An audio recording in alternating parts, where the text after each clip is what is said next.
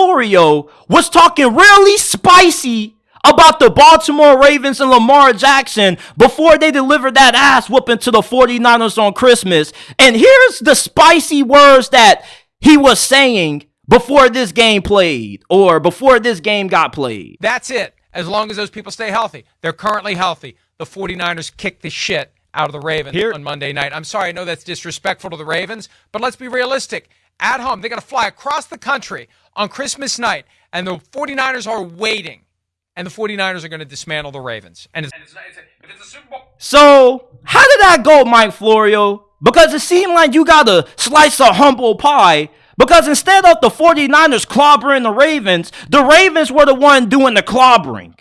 And Lamar Jackson, he had a lot of things to say about Mike Florio's pre-game speech about how the 49ers were going to dominate Baltimore. And he wasn't happy with what Mike Florio uttered out of his mouth. The disrespect that he spat out towards the Baltimore Ravens.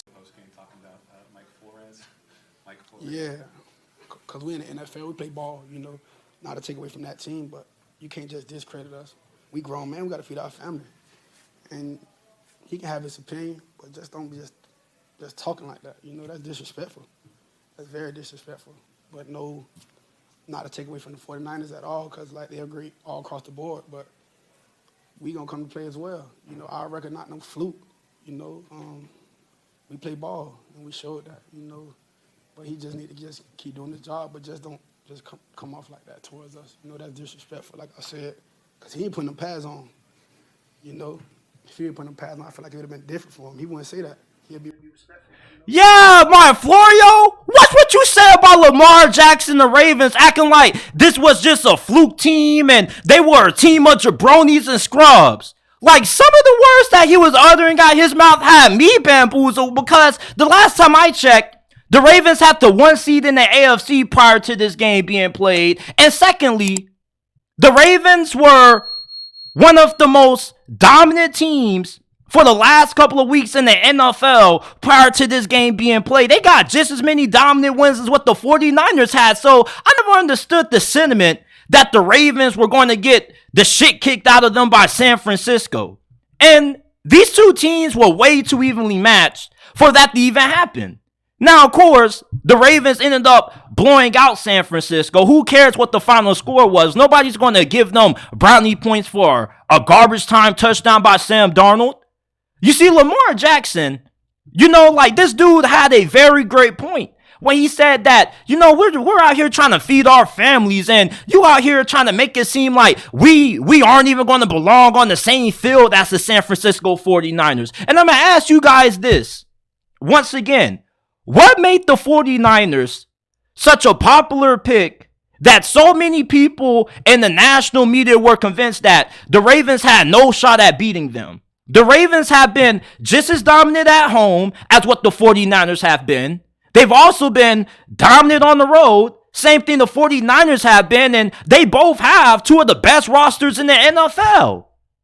Like, Mike Florio and the rest of the national media got a slice of humble pie by Lamar and the Baltimore Ravens. You had people who didn't really view Lamar Jackson as a legitimate MVP candidate. You had people who still weren't really viewing Baltimore as a legitimate Super Bowl contender, believe it or not. Like, I've listened to a good amount of people say that the AFC isn't all that great, and whoever won the Super Bowl this year, it was going to come out of the NFC. Well, the Ravens winning this game now has people scrambling. Oh, who's the team to beat in the NFC?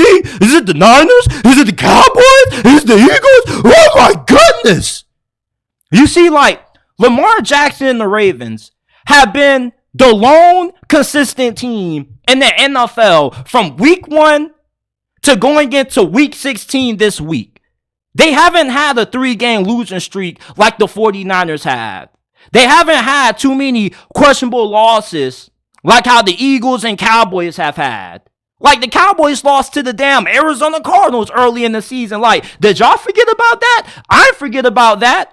And who did people have as a MVP candidate over Lamar? Other than Brock Purdy? Dak Prescott. Wow. And what has Dak Prescott done the last 2 weeks? He's looked bad. All right. And it's not all his fault, but this disrespect that people have shown Lamar and the Ravens all season long, I'm glad that Lamar Jackson keeps up with the receipts, because he showed those receipts after this game. And I really wonder how Mike Florio is going to respond to getting called out like this on his disrespect and his slander towards the Baltimore Ravens. I'm really bamboozled at the amount of people who questioned how good Lamar and the Ravens were coming into this game. Because I'm a Steelers fan, and I've watched nearly every single Ravens fan, and fandom aside, like, I would be the first person to tell you that the Ravens are without a doubt the best team in the AFC, and it's not even close. There was nothing that made the 49ers such a better team than the Ravens that people should have had enough audacity to do what Mike Florio did and go on national television and just say how the Ravens were going to get ran out of the stadium. Like, this was going to be a close game, in my opinion. Now, I didn't expect the Ravens to run away with it, but you know, that's what happens when you have a lot of turnovers and you're a team that shows up and has a better game plan and executes better than their opponent. Like I said earlier, if the Ravens and the 49ers match up again in the Super Bowl, I expect that game to be much more closer. Still going with the Ravens. Okay, I still believe they're the team to beat in the National Football League until somebody proves me wrong otherwise. But San Francisco, they got humbled in this game. They're feeling themselves. They had their chest poked out because they ran through the Eagles. They ran through the Cowboys. They've been embarrassing the NFC. But anytime they played a team that has had a physical, aggressive defense like the Browns or the Vikings, they've lost, and this offense has struggled. And the same thing happened Monday night when LaMarvelous and those boys ran into town, and the 49ers were an unstoppable force, but Lamar and the Ravens were the immovable object. And that's why the Ravens came up on the winning edge of things, and that's why they clobbered and cream pied San Francisco. Lamar Jackson, you know, I'm glad he kept the receipts, because I've been sick and tired of people coming for Lamar Jackson. I've been sick and tired of people disrespecting Lamar ever since he first got drafted. Honestly, like, I'm so happy as a Steelers fan that people are finally putting respect on Lamar Jackson and giving this dude the credit he deserves for how good of a quarterback he is. He's the second best QB in the league right now.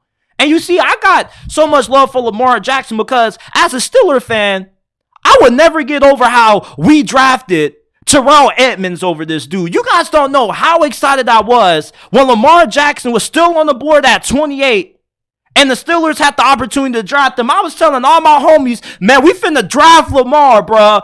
The Steelers with Lamar, we're going to be unstoppable. And what do? We draft Terrell Edmonds. And he's not even on the team no more. So, you know, like, I always get a little bit obnoxious and a little bit amped up when people come for Lamar Jackson. This is my favorite player in the NFL, one of my favorite players in the NFL. And I've been supporting and rooting for this dude ever since he got drafted by Baltimore. Okay, I know as a Steelers fan, you're not supposed to be rooting for your rival, but I do love rooting for Lamar Jackson to succeed. And if the Steelers aren't playing the Ravens, I'm always rooting for Lamar Jackson to pull through.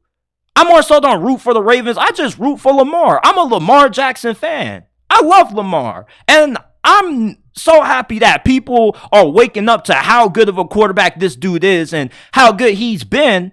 The only thing that has held him back is not really having as good of a supporting cast as what he has now, and not having an offensive coordinator that's been able to help elevate him as a passer like Todd Monken has been able to do. Now, I want to talk about another quarterback who I get really defensive over.